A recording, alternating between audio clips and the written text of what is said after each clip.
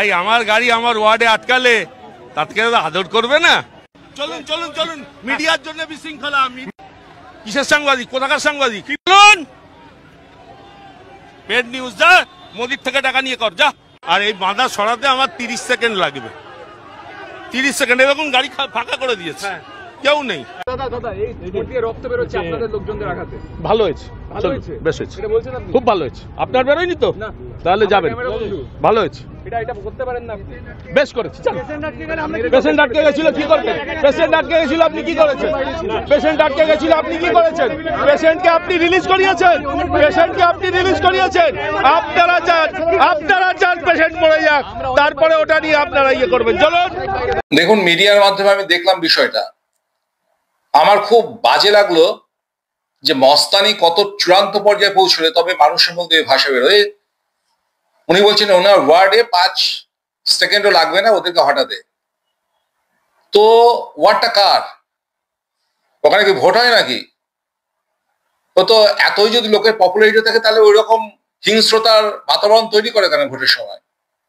তার সব্যসাচীর ওই ধরনের মানে অ্যাটিটিউড দেখে এবং ওর যে মোদিজির প্রতি একটা ব্যঙ্গোক্তি, এবং তারপরে কার্তিক মহারাজ যিনি আমাদের হিন্দু সমাজের অ্যাসেট, ওনার বিরুদ্ধে হাইকোর্টে গিয়ে মামলা করা, কি মমতা ব্যানার্জিকে নাকি অপমান করেছে কার্তিক মহারাজ, এইসব দেখে আমার মনে হলো যে ও না, ওকে একটুখানি সবক শেখানো দরকার।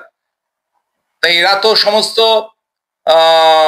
মস্তানি করে সোর্ডের দিয়ে, তা আমি মনে করি pen is sharper than sword, এবং সেই জন্যই আমার পেনের মাধ্যমেই আমি ওর এই মস্তানিটাকে আমি রুখতে চাই, এবং ওর যাতে চেয়ারম্যান পদ, এই বিধাননগর মিউনিসিপ্যাল কর্পোরেশনের চেয়ারম্যান পদ থেকে যাতে অপসারিত হয়, তার জন্যই আমি কিছু চেষ্টা করছি আর কি। সেই জন্য প্রাথমিক হিসাবে আমি ওর বিরুদ্ধে আমি কমপ্লেন করেছি অলরেডি। এই কোন কোন জায়গায় অভিযোগ করেছে? আমি অলরেডি অভিযোগ করেছি আপনার চিফ ইলেকশন কমিশনকে, ওয়েস্ট বেঙ্গলের সিইওকে। যদিও এটা পুরসভা হচ্ছে আপনার স্টেট ইলেকশন কমিশনের, কিন্তু তবু তো চিফ ইলেকশন কমিশন কে করতে হবে। এছাড়া আমি chairman West Bengal state election কমিশনকে করেছি।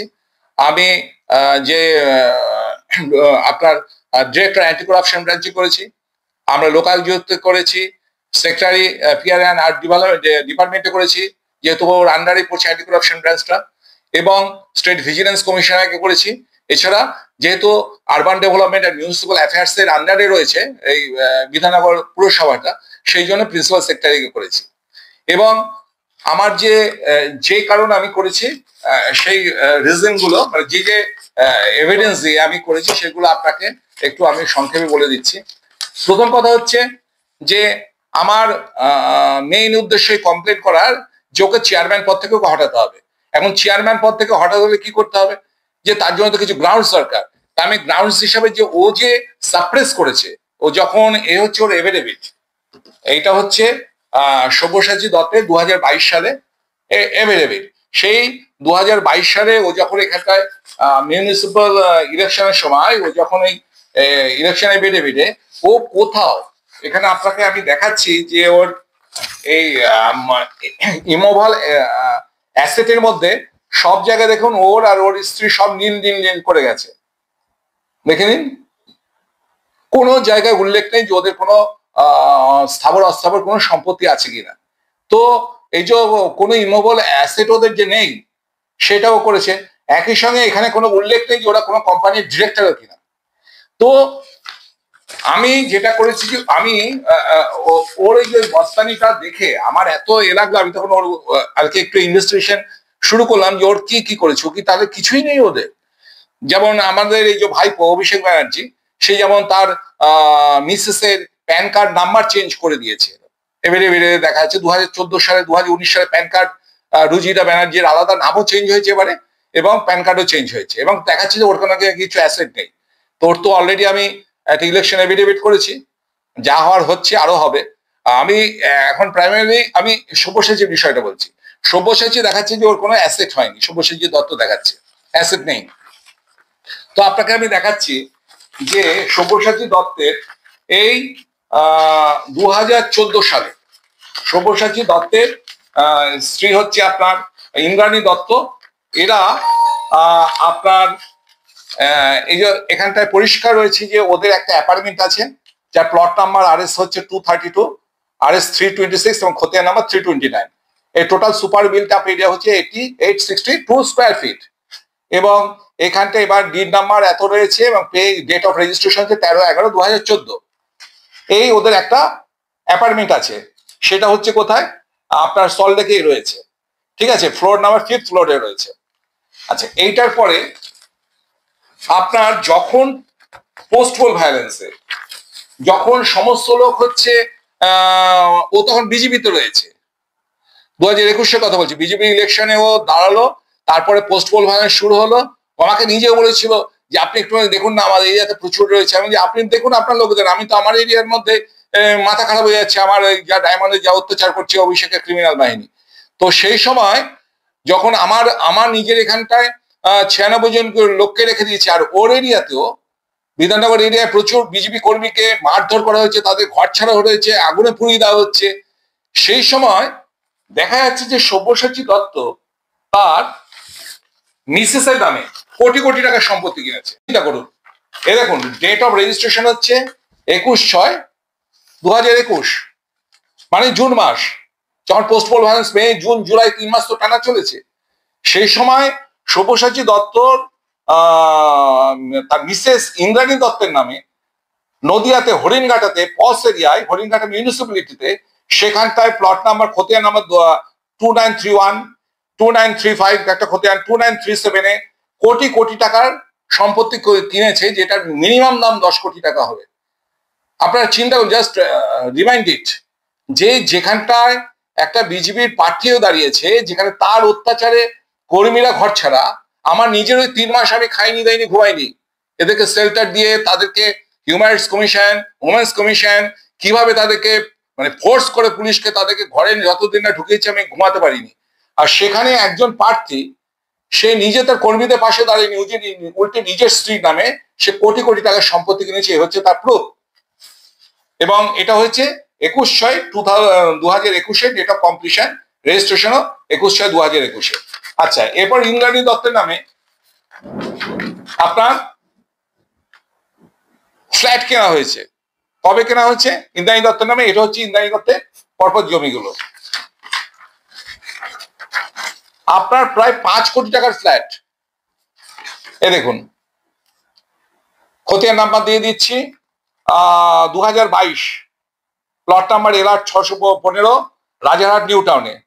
ঠিক আছে, ফ্লোর নাম্বার 12th ফ্লোরে, মানে হাই রাইজ বিল্ডিং যেগুলো আছে না, তার 12 নম্বর ফ্লোরে প্রায় 3000 স্কোয়ার ফিটের ফ্ল্যাট কিনেছে এবং 2টো কভার গ্যারেজ এক একজনের নামে।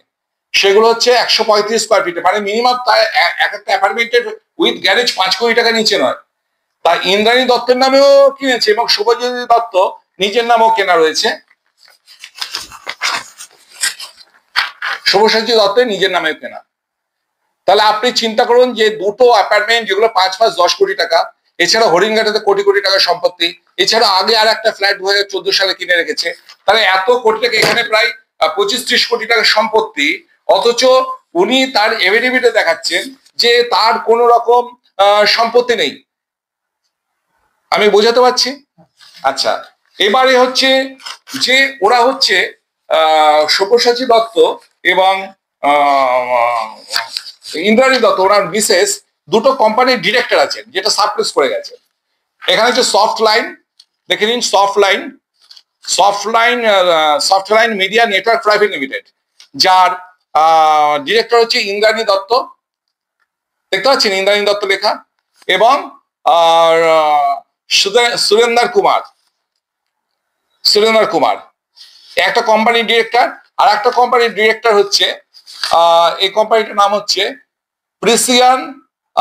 প্রিসিয়ান বিল্ডকম প্রাইভেট লিমিটেড। এটা 22 মার্চ 2017 সালে ইনকর্পোরেশন হয়েছে, যার অথরাইজড ক্যাপিটাল দেখানো হচ্ছে 5 কোটি টাকা। ঠিক আছে, তার ডিরেক্টর কে আছে? ইন্দ্রাণী দত্ত এবং সব্যসাচী দত্ত। তাহলে 2টো কোম্পানির ডিরেক্টর হয়ে রয়েছে ওরা, অথচ এফিডেভিটে তার বিন্দুমাত্র কোনো উল্লেখ করেনি। জনগণকে কি উনি পরিষ্কার সুপ্রিম কোর্টের অর্ডার রয়েছে, দেখুন সুপ্রিম কোর্টের পুরো অর্ডারটা কি রয়েছে, যে non disclosure of assets in the municipal election would also amount to undue influence and consequently to corrupt practices. এবং যখনই আপনার করাপ্ট প্র্যাকটিস করবে তখন আপনার কি হচ্ছে, তখন অটোমেটিক্যালি ওর এই যে ও যে জিতেছে সেক্ষেত্রে এইটাকে ওর ক্যান্সেল হবে এবং ওকে ওইখান থেকে রিমুভ করতেই হবে। এটা হচ্ছে করবে এটা হচ্ছে রাজ্য সরকার, এখানটায় সেকশন 33 আছে representation of the people act 1951-এ। তারপর আছে আপনার section 36 West Bengal municipal act 1993, article 243 আছে এবং বিভিন্ন আছে। এবং এই ওকে ডিসকোয়ালিফাই করা হবে, ও যে মেম্বার মানে ও যে জিতেছে এটা কাউন্সিলর হিসেবে, তারপরে যে চেয়ারম্যান হচ্ছে। এবং এইটাই ওয়েস্ট বেঙ্গল গভর্নমেন্ট, রাজ্য সরকারের এবং স্টেট ইলেকশন কমিশনের দুজনের দায়িত্ব হচ্ছে ওকে রিমুভ করা। যদি এবার যেহেতু কি সরকার চলছে বুঝতে পারছেন, আমি 15 দিন টাইম দেবো, আজকের পর থেকে তো কোর্ট বন্ধ হয়ে যাচ্ছে, তা আবার 9 তারিখে খুলবে। এবং যদি এই 15 দিনের মধ্যে কোনো অ্যাকশন না দেখি, আমরাও সব্যসাচী দত্তকে ওর চেয়ারম্যান পদ থেকে রিমুভ করার জন্য আমি অবশ্য ওর এগেনস্টে হাইকোর্টে ফাইল করছি, এটা নিশ্চিত আপনি জেনে রাখবেন। শিক্ষকদের ওপরে যে এভাবে আক্রমণ কথাবার্তা বলেছেন, সেক্ষেত্রে আপনিও তো তার বিরুদ্ধে পদক্ষেপ নিচ্ছেন, আপনি কিভাবে নিচ্ছেন বা কোথা থেকে এত এনার্জি বা আমি কোন উদ্যোগে এতটা সাহস? যে মানে নিরাপত্তার বিষয়টা, নিরাপত্তা দেখুন অ্যাকচুয়ালি আপনি বলছেন যে সিকিউরিটি তুলে নিয়েছি বলে এই জন্য আমার রিস্ক হয়ে যাচ্ছে। দেখুন ওই নিয়ে আমি চলি না, আমার আগে সিকিউরিটি ছিল না। আর দ্বিতীয় কথা হচ্ছে জানি ওদের হাতে প্রচুর ক্রিমিনাল আছে, কিন্তু ভাইপোর থেকে তো বেশি নেই। এখানে অভিষেক ব্যানার্জির এগেন্স্টে আপনারা নিশ্চয়ই জানি ইলেকশন পিটিশন করেছে, ওর ক্রিমিনাল বাহিনী আমাদের এখানকার লোকেদের অত্যাচার করেছে, আমাকে নিজে 3 বার অ্যাটাক করেছে। আজকে আমি পায়ে প্লেট, স্পাইনাল কর্ড ফ্র্যাকচার, মেরুদণ্ড চির খেলেও মেরুদণ্ড বাকি নেই, ঠিক আছে। আর শুধু এইটা নয়, আপনি মনে করবেন যে অভিষেকের এগেন্স্টে আমরা শুধু এই সব্যসাচীর এগেন্স্টে শুধু এটা করছি, ওর এগেন্স্টে এরপরে যে ফাইলটা আমি করতে যাচ্ছি সেটা হচ্ছে যে 2011 সালে যখন ইলেকশনে দাঁড়ায় ওর তখন 43 লক্ষ টাকা ইনকাম দেখিয়েছিল। তারপরে 2016 সালে ও দেখেছিল 2,35,00,000 টাকা। তারপরে দেখিয়েছিল হচ্ছে 7,75,53,52 টাকা। এবং এবারে 2022-এর এফিডেভিটে ও দেখিয়েছে সেখানটায় নিয়ার অ্যাবাউট প্রায় 10 কোটি টাকা। তাই 11 কোটি টাকা, সরি। তা কি এমন মিরাকেল হলো, এই যে ওর হচ্ছে 7,10,00,000 এবং ওর মিসেসের হচ্ছে 3,56,00,000। তো এই যে 11 কোটি টাকার মতো দেখাচ্ছে, তা কি এমন মিরাকেল আছে, কি এমন বিজনেস আছে, এটা আমার জানার দরকার তো। কারণ ওয়েস্ট বেঙ্গলে তো বিজনেসের অবস্থা খুব খারাপ। সেখানটায় যে 43 লাখ টাকাটা কোন জাদুমন্ত্র বলে এই 12 বছর 13 বছরে এটা 11 কোটি টাকায় রূপান্তরিত হয় ওর দেওয়া হিসাব অনুযায়ী। বাদ বাকি অন্য অ্যাসেটগুলো বাদ দিলাম, সেগুলো আমাকে জানতে হবে আর কি।